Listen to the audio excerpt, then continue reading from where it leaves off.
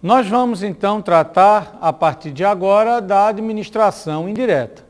A administração indireta abrange autarquias, fundações públicas, empresas públicas, sociedades de economia mista.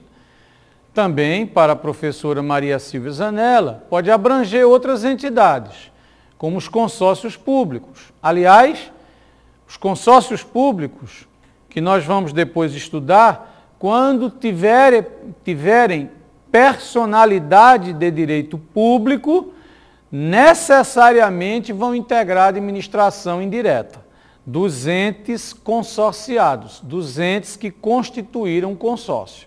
Mas vamos começar com as autarquias e depois nós passaremos a outras entidades. Antes, entretanto, é importante salientar o seguinte: mesmo que nós tenhamos várias entidades na administração indireta, é salutar saber, e nós veremos isso, que elas têm características comuns. E nós vamos, daqui a pouquinho, destacar essas características. Então, nós começamos com a referência à Lei 9784/99, que dá uma noção do que se entende, do que se há de entender como entidade. Vejam, no parágrafo 1º, no artigo 1º, parágrafo 2º, inciso 2 da lei referida, lê-se que entidade é unidade de atuação dotada de personalidade jurídica.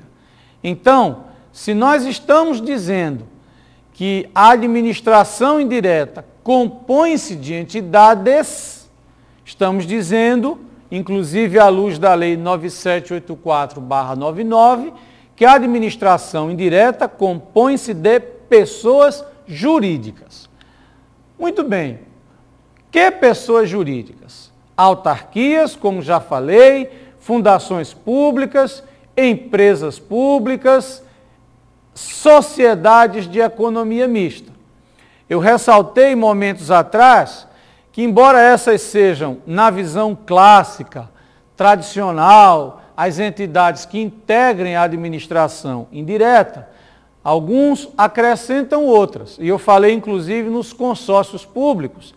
Mas nós vamos depois detalhar por que os consórcios públicos, quando tiverem personalidade jurídica, obrigatoriamente integrarão a administração indireta. Chegaremos lá. Mas observe, ressalte-se que as organizações sociais, as organizações da sociedade civil de interesse público, as chamadas OCIPs, e os serviços sociais autônomos não integram a administração indireta.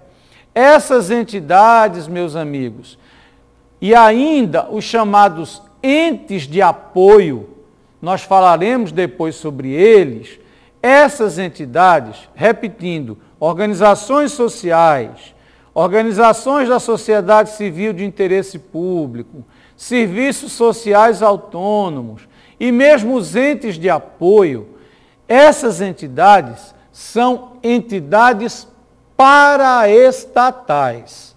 São entidades que se colocam ao lado do aparelho administrativo público, como já dissemos anteriormente, colaborando com o poder público, mas não integram a administração indireta. Tá certo? Muito bem. Agora, que características comuns nós encontramos nas entidades da administração indireta, quaisquer que sejam? Você sabe que na administração indireta nós temos entidades com personalidade pública e entidades com personalidade privada. Não importa qual a entidade seja, mas todas as entidades da administração indireta terão as características comuns ali referidas. Primeira, todas são pessoas jurídicas. Daí falar-se em personalidade jurídica, como aptidão para exercer direitos e contrair obrigações. Todas precisam de lei específica para existirem, de modo que há sujeição ao princípio da reserva legal. Vejam que diretamente da lei nascem as pessoas administrativas de direito público. As de direito privado passam a existir com o registro do instrumento constitucional.